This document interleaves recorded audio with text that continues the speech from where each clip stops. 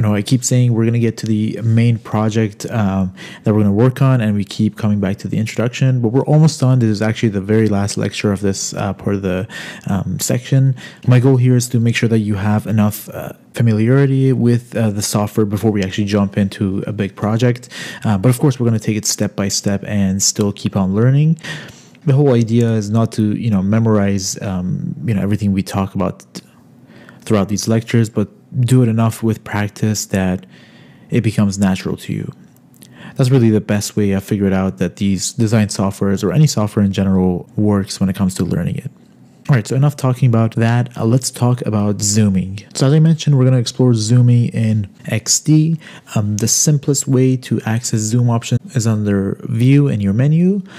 So we have a bunch of options here, from going from 100%, which will show us the true size of this project. So, if this project was 100%, this is what the user will actually see.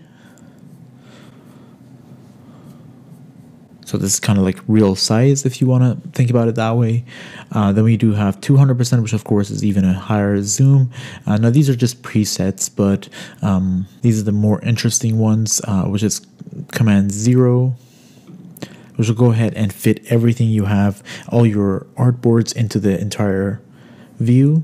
Now to access those 100%, 200%, and fit all options, you can also do Command 1 for 100%, Command 2 for 200%, and Command 0 to fit everything in.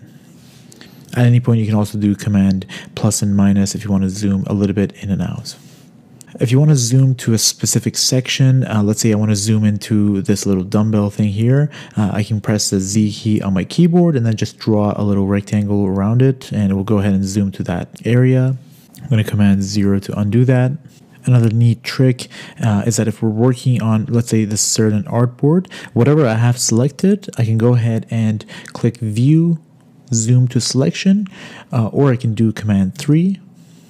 And we'll go ahead and zoom onto exactly what we're looking at. So if I have, let's say, this group selected and hit Command 3, it will go ahead and zoom exactly onto that group, which is great if you're working with, let's say, just a certain design. You want to, focus in on the design and maybe add a certain layer on top or be more precise. You can use that and then go ahead and go back to maybe 100% or 200% zoom level, or just use your pinch on your trackpad or your scroll on your mouse to zoom in and out manually, like so.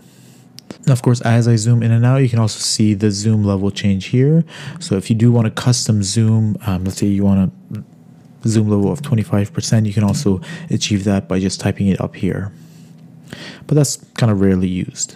So yeah, essentially that's your zoom options. The two more important ones that I want you to remember is simply pressing Z and drawing around the area that you want to zoom, and also doing a selection by clicking something that you want to zoom into and then pressing Command 3. I think those are the most used zoom options and they're pretty handy. And so with that said, let's jump into the new section and start working on our new mobile design project.